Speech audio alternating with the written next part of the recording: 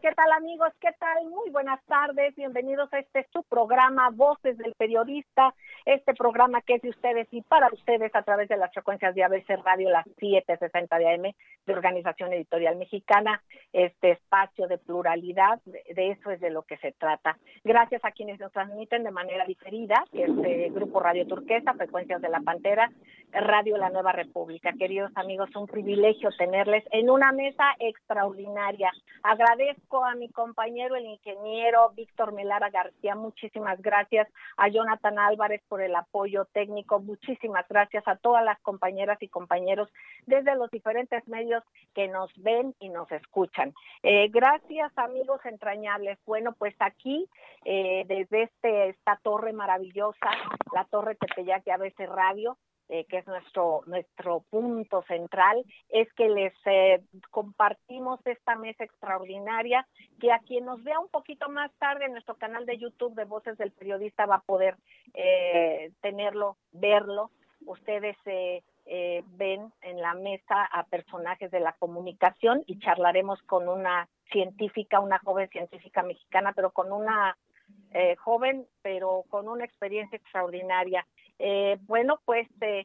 Ustedes ven al maestro Daniel Marmolejo. Es un privilegio tenerte, maestro querido, Daniel querido. Él es documentalista, ustedes lo conocen en el documental multipremiado de Guerra Híbrida y de otros trabajos que han sido reconocidos. También él es un productor y director independiente.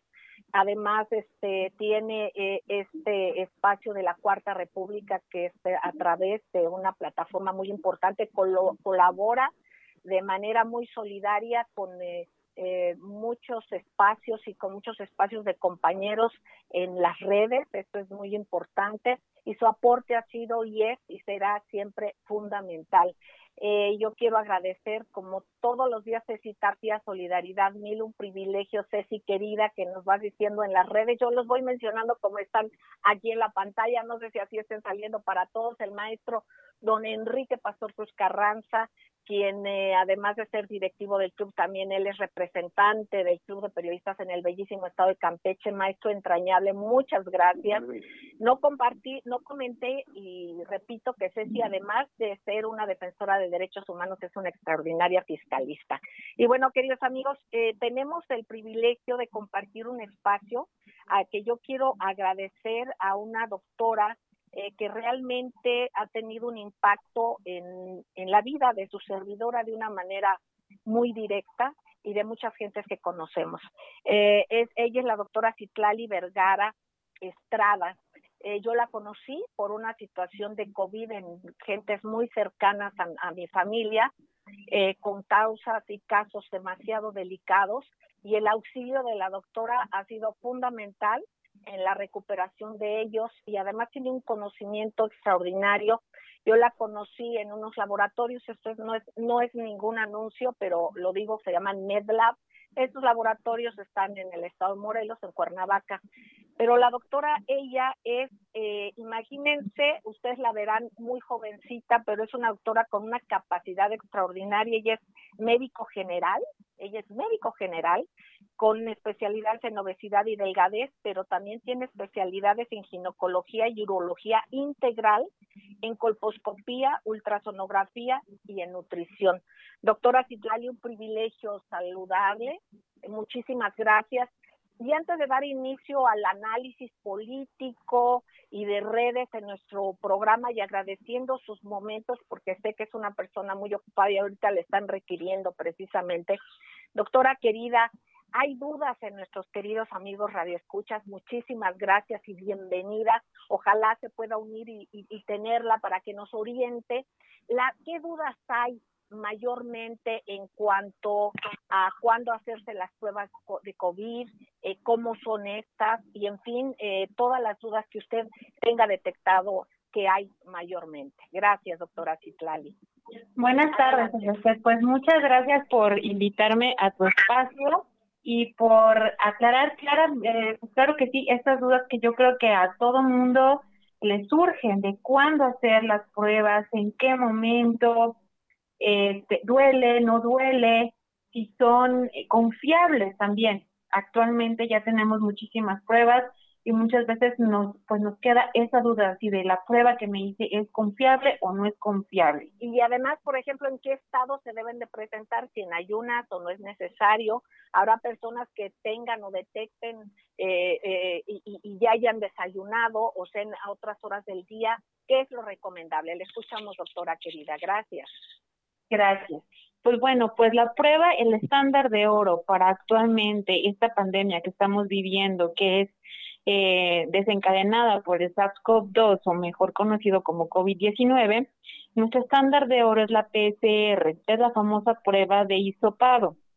Esta prueba, ¿cuándo la tenemos que hacer? Cuando tenemos esa sospecha de que decimos, híjole, ya empecé con gripa, porque empieza así, con una leve sintomatología de gripa, malestar general, un poquito de cuerpo cortado, dolor de cabeza, pero ojo, los dolores de cabeza... Dolor de oído. A mi familiar empezó con un dolor de oído apenas imperceptible y miren, resultó con COVID de manera totalmente fuerte. Perdón, doctora, la interrupción. Así es, no se preocupe. Y pues bueno, cuando nosotros iniciamos con los síntomas, les recomendamos a todos los pacientes dejar pasar al menos mínimo 5 días de haber iniciado con la evolución de síntomas.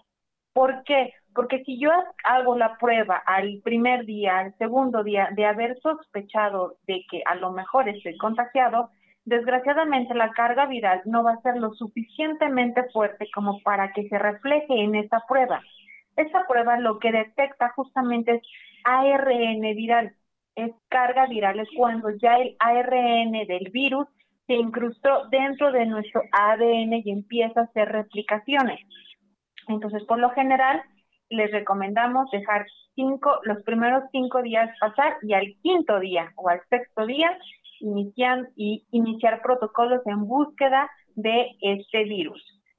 En segundo lugar, actualmente ya tenemos liberadas las pruebas de anticuerpos, tanto la de IgG, IgM y solamente de IgG cuantitativa. ¿A qué nos referimos con estas pruebas? Porque a lo mejor tienen muchísimas dudas. Nuestro cuerpo tiene la capacidad de detectar cuando una infección está latente. Es decir, soy nuevo, ahorita mismo estoy infectado y estoy enfermo. Es cuando se activa la IgM. La IgM solamente decir es una enfermedad activa. Cuando este anticuerpo se empieza a negativizar, empieza a despertar otro anticuerpo que es IgG. La IgG es cuando ya el cuerpo está tratando de hacer sus propios anticuerpos, es la famosa inmunidad o la famosa autovacuna, ¿sí? Cuando la IgG ya se empieza a presentar positiva, ¿qué quiere decir? Que ahora sí, ya el sistema inmunológico hizo su trabajo, empezó a reaccionar y empezó a combatir el ARN viral que está aquejando al cuerpo. Y entonces tenemos dos variantes. Una, hacer anticuerpos que los produce el propio cuerpo, esa memoria que nosotros tenemos gracias a las vacunas para ya no enfermarnos. Entonces el cuerpo empieza a producir ese anticuerpo, o puede caber en la posibilidad, porque lo hemos visto, que a pesar de que tenemos un COVID positivo con PCR e hisopado positivo, la carga viral no sea demasiadamente fuerte, el paciente no haya sufrido con ningún tipo de síntomas y por ende los anticuerpos se negativizan. Ahí es cuando decimos que el paciente, a pesar de haber sido infectado, en un futuro puede volver a contagiarse. Esa es la segunda prueba. La tercera prueba es cuando decimos, ok, yo ya estuve contagiado de COVID, ya salí, ya tengo mis anticuerpos, IgM negativo, IgG positivo. Ahora quiero saber si yo soy candidato de donador de plasma, que son lo que ahorita se está utilizando esta terapia. Entonces hacemos la cuantificación de la IgG. Y cuando nosotros tenemos un título alto, quiere decir que este paciente quedó inmunizado y puede ser candidato a esta donación. Hasta ahorita vamos a esas 3 pruebas que son bastante confiables. Prácticamente si seguimos los protocolos, esas pruebas no tienen que fallar. Ahora, ¿cuándo hacer? Ya dijimos de cuándo hacer la de PCR, que son a los 15 días. ¿Cuándo me tengo que hacer las de anticuerpos? Desgraciadamente, nuestro cuerpo tiene un ciclo o una evolución de la enfermedad. Entonces, estas pruebas se recomiendan hacer a partir del día 15 al día 25, que es cuando prácticamente nosotros tenemos positivos todos estos antígenos y anticuerpos. Esto es a partir de que la persona se infectó, ¿verdad, doctora? Así es, a partir de que la persona estuvo ya infectada, que ya desarrolló la enfermedad. Es muy importante, amigos, recordar lo que nos dice la doctora, que a partir del 4º, 5º día de que usted sienta ya algunas o que tenga la sospecha de COVID y de que usted no se dé cuenta que no es un resfriado común, sino que sigue con la molestia, hacerse la prueba. La primera prueba es esta del hisopo. ¿Se tiene que presentar en ayunas o es irrelevante, doctora, para el PCR? La prueba de PCR, que es la del hisopo en la garganta y en la nariz, que esta sería la primera, porque con ella determinan si tiene usted COVID o no. ¿En qué condiciones es importante presentarse? Es muy importante que el paciente, ojo, se presente sin aseo bucal. Recordemos que la pasta de dientes, pues prácticamente es un jabón. Entonces lo que hace es barrer un poquito lo que es la cantidad de ARN viral o en sí la cantidad de virus. Entonces, por lo general, pedimos con boquita sucia y tampoco sonarse la nariz. Sin embargo, afortunadamente con la técnica del aspirado nasal o el cepilladito nasal, nosotros entramos hacia la fosa posterior y podemos obtener perfectamente bien la muestra. No es necesario presentarse en ayuno en la cuestión del hisopado. Sin embargo, en la cuestión de la toma de antígenos y anticuerpos, hay algunos que sí, digamos, sugieren un ayuno mínimo de 8 horas. En nuestro caso, el paciente, como tiene pérdida del apetito y muchas veces baja de peso cuando está enfermo, nosotros pues le recomendamos tener un desayuno pero muy ligero y en ese momento nosotros podemos hacer la toma de la muestra. Doctora querida, le agradecemos enormemente, no sé si quiera usted compartir, ya vamos a ir al corte, pero yo le pediría, si fuera usted tan amable, de regresar aquí a este espacio, de ampliarnos la información, doctora querida Citlali Vergara Estrada. De veras es un personaje extraordinario, un ser humano maravilloso. De manera personal estaré agradecida toda la vida, porque gracias a la intervención de la doctora y a su orientación, literalmente pudimos salvar una vida. Así es que, doctora querida, mil gracias. Y no sé si a ver si nos puede acompañar la próxima semana, alguno de los días que transmitimos. Usted nos dará la fecha. Claro que sí, encantada. Gracias, doctora querida. Amigos, vamos a un corte y regresamos. Gracias.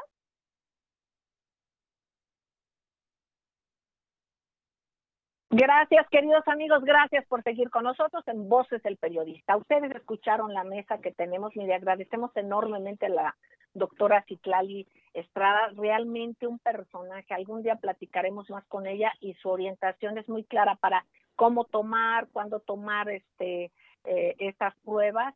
Y realmente es un ser humano que yo lo presencié, yo lo viví, no solamente en mi familia, sino que vi el trato y la capacidad que tiene y la experiencia. Así es que le reiteramos nuestra gratitud y nuestro cariño. Bueno, pues amigos, con esta mesa maravillosa, el maestro Enrique Pastor Carranza, la maestra Ceci Tapia, Solidaridad 1000, y bueno, queridísimo maestro Daniel Marmolejo, un privilegio tenerte, y es importantísimo tener las diferentes lecturas de lo que se está viviendo en el país, de lo que sea cual fuese. Hemos escuchado el tema de los temas fundamentales que ya nos dirá Ceci y nos ampliará lo que está en la mesa, y que platicábamos en días pasados también con el maestro Enrique Pastor Cruz Carranza. Es esto que pasa hacia adentro de los partidos de izquierda, sobre todo obviamente Morena, que ha pasado con el PT, ha habido diferentes lecturas. Aquí yo creo, y lo importante en subrayar, es que todas están alrededor de un respeto al presidente de la República. Esto es importante y cada quien desde la visión que tiene, habrá sus excepciones, ¿verdad? Pero hay un grupo de personajes políticos que además se sienten totalmente visualizados, que eso es lo que había faltado desde hace muchos años, la ciudadanía totalmente vigilante de lo que está pasando. Maestro Daniel Marmolejo, tú tienes ese pulso, pero perfectamente tomado, también en lo que, cómo se vive, cómo reaccionan, y la capacidad ya social, civil, o sea, de la gente, de no dejar las cosas al garete, ni de que la cuestión política es solamente de políticos, sino cómo impacta precisamente a la ciudadanía. Adelante, Daniel. Maestro Muchas querido. gracias, Celeste, desde luego a Ceci y al maestro Pastor Cruz Carranza, mi agradecimiento, y al auditorio. Celeste, es un día muy especial porque significa, y hay que dejarlo en el justo valor, la derrota política en en el Congreso de un personaje que durante los últimos años ha mantenido una retórica absolutamente consistente, que, criticado por estridente, pero no por incongruente, ha mantenido la lucha de resistencia. Incluso él la ha sostenido equidistante del partido Morena. Pero ha sido un compañero del presidente desde mucho tiempo atrás y obviamente desde el PRD, que fue el partido que los integró en su momento y con el cual contendieron en la elección del 2000, el presidente de la República 2006 y 2012. Lo de hoy es una derrota política debido a que la aspiración de Gerardo Fernández Noroña era alcanzar la presidencia de la mesa directiva de la Cámara de Diputados, la cual tiene dentro de sus atribuciones, y creo que es quizás la más importante, que en el caso, tocando madera, como bien dice el presidente López Obrador, de que algo sucediera contrario a la voluntad del presidente y del país, y que no fuese favorable, como puede ser un tema de salud, o algo peor, el que asume la presidencia de la República temporalmente es el presidente de la Cámara de Diputados. Esa es una de las atribuciones. De allí la importancia que tiene el poder mantener esta presidencia durante este último año de la actual legislatura, que todavía le corresponde al presidente una nueva legislatura de la Cámara de Diputados, mientras que la Cámara de Senadores permanece durante todo el sexenio. Ese es uno de los atributos más importantes. El otro, desde luego, es la agenda cotidiana, en donde las iniciativas de la izquierda se pueden, solventar en el ejercicio legislativo de manera dinámica. ¿Qué pasa cuando la presidencia no está en manos del partido o de los partidos afines al presidente? Pues se pueden ir frenando muchas de las iniciativas, se mete la dormilona dentro del Congreso.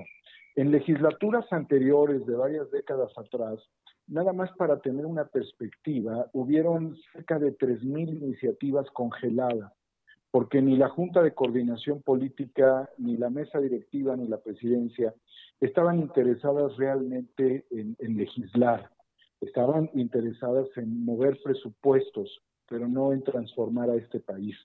El hecho quizás no sea exactamente igual de imprudente como fueron otras legislaturas ajenas a la representación popular, pero sí hay iniciativas puntuales que pueden irse frenando gradualmente. Junto con la derrota política viene otro tema a la par, que es la votación de los diputados para quitarle el fuero al presidente de la República. Es algo que hoy, al mismo tiempo, o de manera serial, después de haber elegido a la Junta, a la mesa directiva, es lo que se está votando en este momento.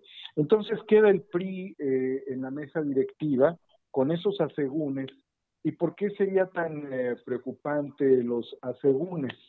por varios factores. El primero de ellos es de que la Cámara de Diputados llega con una participación del Partido del Trabajo como la tercera fuerza política. De allí hubo un chapulineo de los diputados del PT que habían entrado con las siglas del PT hacia Morena por una cuestión de conveniencia. El ajuste de los 61, de las 61 curules originales al momento quedaba en 47 y eso le permitía tener la tercera posición dentro de la representación en el Congreso. Es decir, había legitimidad para ello. Hubieron otros movimientos políticos que también tanto el PRI como el PAN hicieron, pero originalmente, cuando se pacta que la tercera fuerza política debía asumir es lo que el pueblo había votado y le correspondía al PT, y ya quedó esa situación aclarada. Entonces, ¿qué se daña también dentro de esto? La relación de una institución que alcanzó la máxima representación y que con ese chapulineo logra una mayoría en la Cámara, y una desilusión con los electores. ¿Por qué?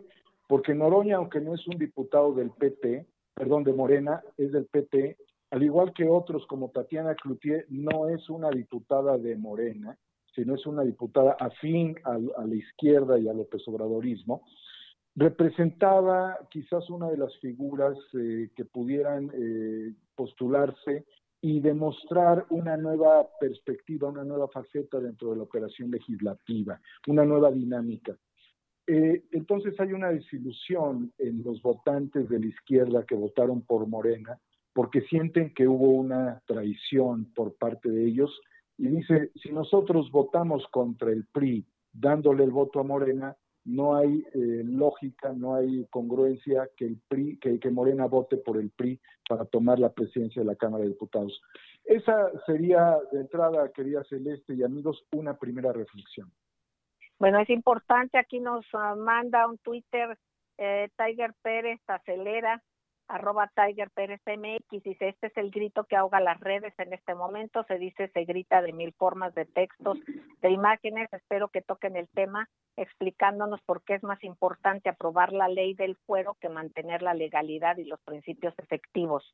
¿Cómo exigir unidad en esto? Es la pregunta que él hace, y bueno, pues vamos a dar seguimiento.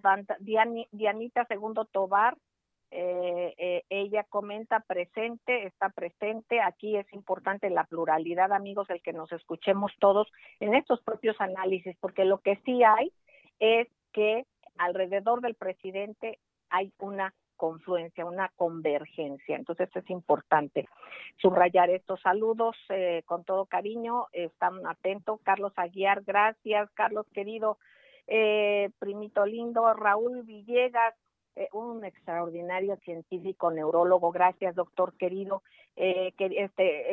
psiquiatra. Querida Celeste, nos están escuchando, gracias doctor Raúl Villegas, extraordinario. Ana María Ríos, @Anamá, nos manda saludos, y bueno, el tema está muy interesante, vamos a seguir con la opinión del maestro, el enriquecer esta mesa, queridos amigos, con intelectuales de primer nivel. Vamos a un corte y no tardamos, gracias.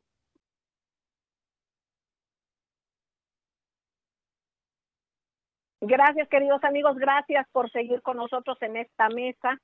Ceci Tapia, Solidaridad 1000, nos va a decir qué es lo que está pasando en las redes. En el bloque anterior escuchamos y seguiremos escuchando al maestro Daniel Marmolejo, y por supuesto escucharemos al maestro Enrique Pastor Cruz Carranza. Ceci, querida, en las redes, ¿cómo se toca, cómo se ve? Porque recordemos que la mayoría de los votantes y de quienes votamos por el presidente Andrés Manuel López Obrador, pues no pertenecemos a ningún partido. Entonces hay que ver las diferentes lecturas. Adelante, Ceci, por favor. Claro que sí, pues bueno, las tendencias en Twitter y en todas las redes sociales están muy interesantes. Al menos hay 4 hashtags que se llama Mesa Directiva, Mario Delgado, el traidor, el PT, con 313, que es el número de diputados que votó a favor de Dulce María Sauri, y traidores. Y también ya está ahorita creciendo uno que se llama Dulce María Sauri, en el que están hablando que la gente votó por Andrés Manuel López Obrador, no por Morena. Obviamente Andrés Manuel viene empujando el carro de Morena Y aquí empieza la división y, por supuesto, como bien lo dijo hace un corte el maestro Daniel Marmolejo, y comenta, muchos están a favor, o sea, no son parte, nunca se han registrado a Morena, pero están con el proyecto de nación de Andrés Manuel López Obrador, el actual presidente. Claro.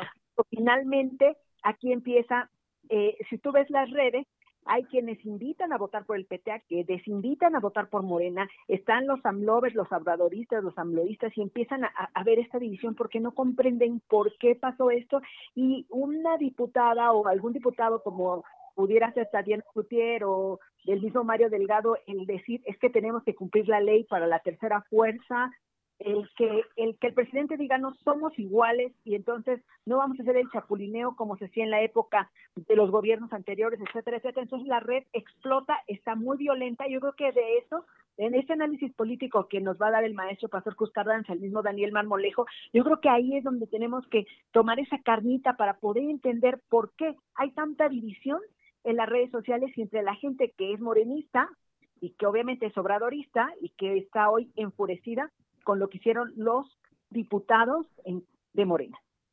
Muchísimas gracias, Ceci, querida. Maestro Enrique Pastor Cruz Carranza, usted como experto y lector y analista de cuestión política también, es importantísimo los puntos que tocó el maestro Daniel Marmolejo, lo que nos subraya Ceci Tapia, qué está pasando ante la sociedad. Aquí, ¿qué tanto es y cómo se traduce políticamente, digamos, el tener que cumplir con ciertos acuerdos? ¿Qué tanto serán estos acuerdos? ¿Qué tanto vale el haber cedido en esto? ¿Qué tanto puede afectar en un aspecto y en otro? ¿Cuál es la lectura que usted nos puede dar? Gracias, maestro. Sí, licenciado Celeste, muy buenas tardes, maestro Marmolejo, Ceci, placer saludarte. Mire, efectivamente, estamos ante una circunstancia muy especial. En política es acuerdo y equilibrios. Hay una normativa que establecía la presidencia de los grupos parlamentarios, uno cada año de acuerdo a su votación lograda en el pasado proceso electoral. Evidentemente, lo que estamos viendo hoy es un intento de romper esos acuerdos, pero que afectarían no a los acuerdos políticos partidistas, sino que va directamente a la política de consenso que está llevando a cabo el señor presidente de la República. El primer periodo correspondió a Porfirio Muñoz Ledo, quien recordamos que también tardó un sainete por su deseo de prorrogar, es decir, violentar la ley porque él quería hacer, no sé, a lo mejor un Porfirio Díaz en la legislatura. Llegó el Partido Acción Nacional como segunda fuerza. Yo no vi que se levantaran estas rebeliones que se dan a partir de esta tercera fuerza, en donde lo menos que podemos pensar es que hay un acto de ingenuidad por parte del diputado Fernández Noroña. Los señalamientos que van directamente a una decisión de Estado, en donde se va también directamente a la yugular de la secretaria de Gobernación, son los mismos que hizo al inicio de su presidencia en la Cámara de Diputados el propio Porfirio Muñoz Ledo. Estamos ante un zafarrancho y una lucha de poder interna de quienes siguen pensando que el presidente llegó al poder por ellos y que tiene que pagar facturas o alinearse a los designios o a los caprichos o a las intolerancias que caracterizan diferentes grupos políticos. El presidente, hay que decírselo muy suavecito y para que lo entiendan, es presidente constitucional de los Estados Unidos mexicanos. En el momento que él protesta la Constitución, asume su responsabilidad de gobernar para todos los mexicanos, sea cual sea su filiación y su militancia. Así que, pues esto lo único que es una muestra de rebeldía y un berrinche que la lesiona directamente al presidente de México. Gracias, maestro querido. Amigos radioescuchas, esta es la pluralidad en Voces del Periodista y estamos todos en esta mesa acordes, digamos, con una visión que se tiene de recuperar recursos, de una lucha frontal contra la corrupción, de un esfuerzo extraordinario de muchos millones de mexicanos, obviamente encabezados por el presidente Andrés Manuel López Obrador, que desde hace muchos años se pedía pues una mayor inclusión ciudadana, una mayor participación y el trabajar por un mejor equilibrio para los mexicanos. No puedo hacer otra cosa más que pasarte el micrófono, maestro Daniel Marmolejo, para contrastar tu punto de vista. Yo, querida Celeste, maestro Pastor, Ceci, amigos, considero que va más allá de un berrinche. Primero porque Morena es un partido que logra su registro, si mal no recuerdo, en el año 2013. Y el único partido que ha sido consistente en la lucha con Andrés Manuel López Obrador en más de 20 años ha sido el Partido del Trabajo. Cuando Andrés Manuel López Obrador fue expulsado junto con muchos políticos de las instalaciones del PRD en la calle de Monterrey, en la colonia Roma, donde debemos de recordar que hasta Porfirio Muñoz Ledo le echaron los libros a la calle, y que después se logró una determinada conciliación o un acuerdo con el grupo llamado Los Chuchos, que ha venido liderando el PRD hacia el año 2012. Esta es una crisis interna del PRD que estalla después de la elección del 2006, pero en el 2012 como que se logró pactar, se lograron acomodar. El PT durante todo este tiempo fue el que le tendió la mano y evitó que el proyecto de Andrés Manuel López Obrador naufragara. El que el presidente no haya aceptado la franquicia del PT que se le ofreció en su momento para poder lanzarse a la presidencia en el 2018, después de lo que ya sabemos cómo operó el PRIAN en el 2012, y con todo esto que ha salido con el tema de la corrupción, de Odebrecht y demás, significa que también muchos de los diputados que asumieron la actual legislatura y que lo hicieron por el PT, es porque la gente votó también por este partido. De tal suerte que la consolidación de la tercera mayoría ya estaba dada. Por eso yo no asumiría esto solamente como un hecho individual del diputado Noroña, sino como una corresponsabilidad en la estrategia de partidos. En el ámbito de del juego local, en los diferentes estados del país, en los municipios, en los distritos electorales, ha habido también muchas rencillas entre los partidos que conformaron la alianza que llevó Andrés Manuel López Obrador al poder. Ha habido intentos de sofocar, ya desde mucho tiempo atrás, al PT lo intentó sofocar también el PRD. Con muchas artimañas, con muchas estrategias, lograron sobrevivir incluso en el 2015, cuando estuvo a punto de perder el registro. Es lógico que después de una larga trayectoria de soportar el proyecto López Obradorista en los hombros, bajo un acuerdo, una conciliación ideológica, fuese Noroña o fuese algún otro diputado o diputada del PT, pudiera asumir dicha responsabilidad en la Cámara de Diputados. No estoy hablando de partidos impolutos, estoy hablando de una historia de coaliciones. Incluso recordemos que la primera elección ganada en coalición por la izquierda en México ocurrió en el año de 1998 en Tlaxcala, con la coalición en donde participaba también el PRD, dirigido por Andrés Manuel López Obrador, el PT y algunos otros partidos.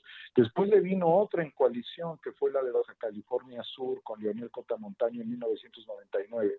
Es decir, la historia le daría al PT el banderazo para asumir la responsabilidad. Pero ¿qué pasa dentro de todo este escenario para irnos ya más acelerados? En este momento la ciudadanía se ha venido preguntando la sucesión. ¿Quién es el que puede continuar el proyecto de la Cuarta Transformación en México? Y además, ¿quién lo puede llevar incluso por una vía más o menos radical? Que también eso es muy significativo. Y lo que está sucediendo ahorita es que literalmente se está abriendo el proceso electoral para la sucesión presidencial ya desde ahora. Quizás el fenómeno es que se acaba de destapar ya y lo que veríamos serían actores más descubiertos que estarían disputando y haciendo también una crítica desde la izquierda a la propia circunstancia que viviera el presidente López Obrador, la cual finalmente, para concluir, es muy difícil. No va a haber mucho margen de maniobra para el presupuesto del próximo año. Los efectos del COVID pudieron haber generado más de 10 millones de pobres en México o más, y la circunstancia económica es que se rompieron todas las cadenas productivas y de valor. Entonces, redireccionar políticas públicas ya no va a ser posible, el precio del energético es muy bajo y bajo las circunstancias actuales, vamos a vivir batallas frontales desde la izquierda y también desde la derecha. Aquí va a ser muy importante, queridos amigos, ya antes de irnos al corte, hago este breve comentario, porque es tiempo de irnos al corte ya en unos 2 minutitos, es darnos cuenta de qué tamaño son precisamente las ambiciones, de qué tamaño y de dónde está el amor a México, porque aquí vamos a ver cuándo va a haber las coincidencias, pues realmente en lo que todo mundo y los mexicanos hemos estado de acuerdo que es una cuarta transformación. Aquí nos vamos a dar cuenta, también va a ser mucho más transparente darnos cuenta de qué tamaño, si hay ambiciones y cuál es el objetivo de esas ambiciones. Y también si hay resquemores, si hay y quedan enconos que tengan que ver más con una cuestión visceral que con una cuestión real y práctica directamente de amor a la gente, de un verdadero servicio a la gente. Entonces, nos vamos a dar cuenta de esto. Y yo creo que ojalá y se tenga la suficiente grandeza de miras para no por una cuestión que digamos es importante pero no era fundamental, haya esta cuestión, esta grieta, o que se haga una grieta que al menos ante el público no era muy visible. Ahora nos damos cuenta que sí era más visible de lo que veíamos, pero hay que ver qué tanto es esto positivo o no para el pueblo de México, que no se nos olvide nunca que lo fundamental y lo importante es precisamente el pueblo de México. Y por otra parte, que no se le olvide a nadie, ni a los unos ni a los otros, que el actor fundamental y de cuestión es y ha sido el presidente Andrés Manuel López Obrador. Vamos a un corte y enseguida regresamos. Gracias.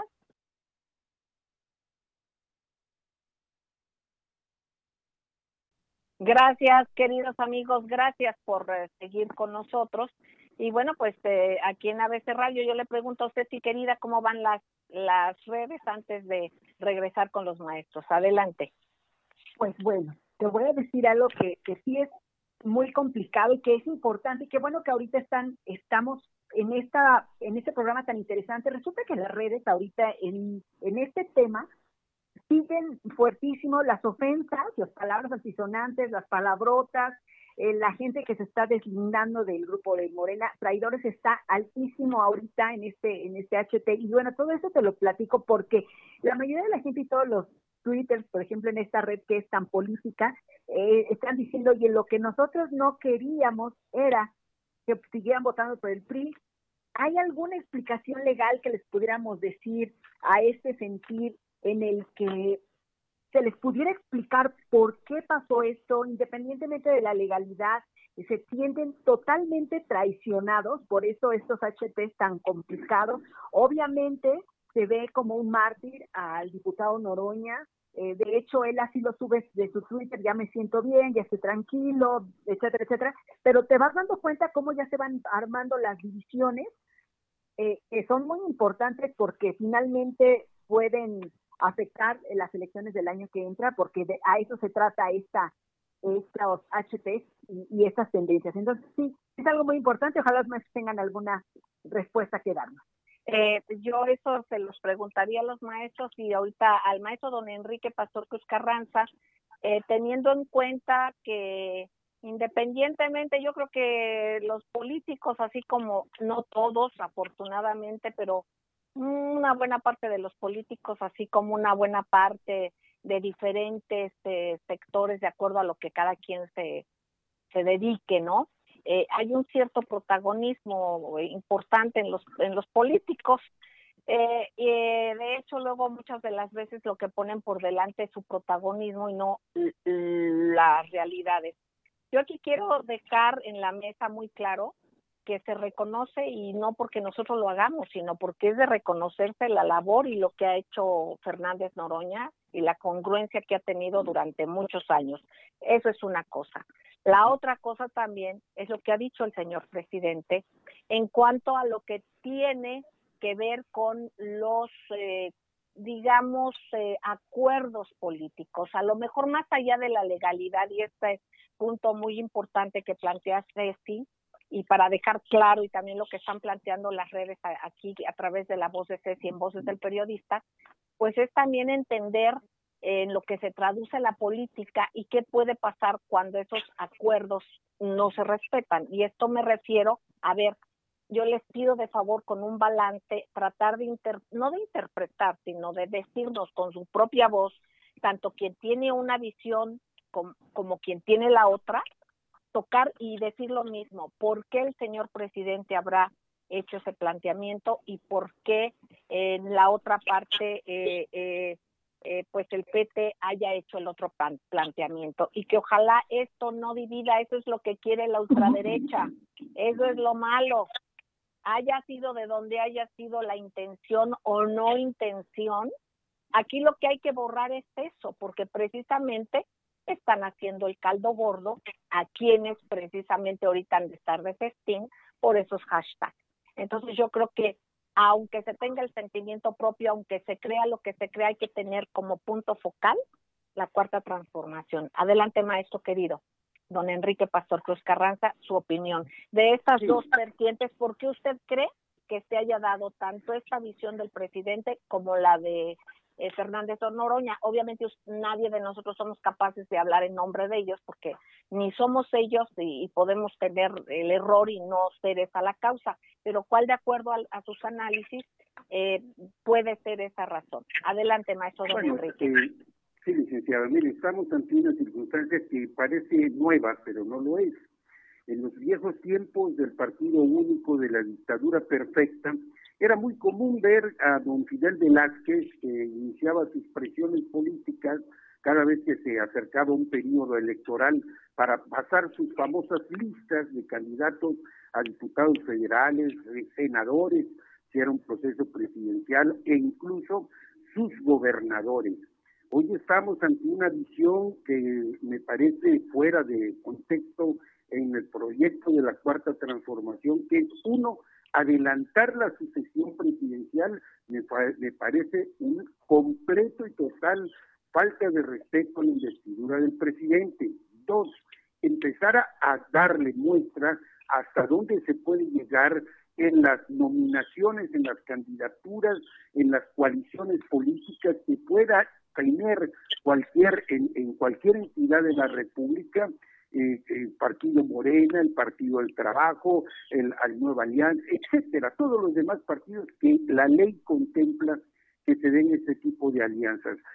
Esto es una batalla preelectoral y es una mague totalmente. Yo no creo en las ingenuidades políticas, como cuando Fidel Velázquez anunciaba las huelgas inminentes contra las empresas y esto se resolvía asignándole o palomeando sus respectivas listas. El proceso de la Cuarta Transformación fue un proceso que involucró no a un partido, involucró a toda una sociedad civil en todos sus niveles. La elección no la hizo ningún partido, no hay ningún partido que en su nómina tenga la cantidad de 30 millones de votos de afiliados que hayan llevado al presidente. Los partidos los forma la sociedad civil, no la sociedad civil se debe a los partidos. Entonces, eso es un chantaje aquí y en China. Gracias, maestro. Y bueno, aquí ni siquiera es el porcentaje nominativo, digamos, que tenga con cuántos personajes cuente cada partido, con cuántos miembros, sino aquí es de votantes, o sea, entonces ni tomando en cuenta los votantes, ni siquiera tiene que ver ninguna cuestión con quienes conforman dichos partidos. Maestro Daniel Marmolejo, te escuchamos con atención, adelante. Sí, Celeste, yo creo que parte del análisis que se está planteando es muy importante. ¿Por qué se habla o se puede anticipar la idea de la sucesión presidencial? Primero, porque hay mucha ciudadanización de la vida pública. Entonces, antes las sucesiones, los acuerdos eran más concertados y se manejaba más la disciplina de los partidos. Ahora podemos hablar que hay insurrecciones o hay rupturas también, escisiones dentro de los partidos. Por eso creo que dentro de los aspectos de la política planteada desde el presidente de la República, permite que sin que esto sea algo que alerte el orden del país, o altere más bien el orden del país, es algo que se puede dar, porque muchos ya han visto figuras como la de Santiago Nieto como presidenciable, la de Noroña como presidenciable, la de Marcelo Ebrard como presidenciable, principalmente. Entonces, no debiéramos verlo con la visión del régimen antiguo, sino con las mismas circunstancias, y también por otra razón, porque durante 30 años la izquierda solamente produjo 2 candidatos a la presidencia. Entonces, ya hay un desgaste natural de estas figuras políticas, incluyendo la de Andrés Manuel, porque fueron 3 procesos electorales y porque la situación del país es una situación difícil. Y eso a cualquier político del mundo, con los mejores ideales y las más nobles acciones, como el propio presidente, naturalmente desgastan, pues no puede cumplir con toda la visión y el objetivo. Él en su discurso del 1 de diciembre del 2018 criticó el nulo crecimiento económico del país. Entonces es algo que no puede desdecir porque está implícito en su discurso al rendir protesta como presidente. Por un lado. Por el otro lado, la misma efervescencia y la misma falta de liderazgos políticos genera ya una presión natural hacia quién puede representar mejor el proyecto de Andrés Manuel, incluso en otras circunstancias que sean post-COVID, que sean post-crisis económica. En el mundo, al año, hay un desplazamiento de 100 millones de personas a la banda de la pobreza o la pobreza extrema por necesidades de salud, hospitalización, enfermedades crónicas, tratamientos y la muerte. Y las familias, los parientes y los mismos afectados pasan a esa banda. Ahora van a ser 1,000 millones en el mundo y estamos al borde de ver rebeliones de personas con hambre. La situación genera una crisis social en el planeta Tierra, porque es un quiebre de civilización.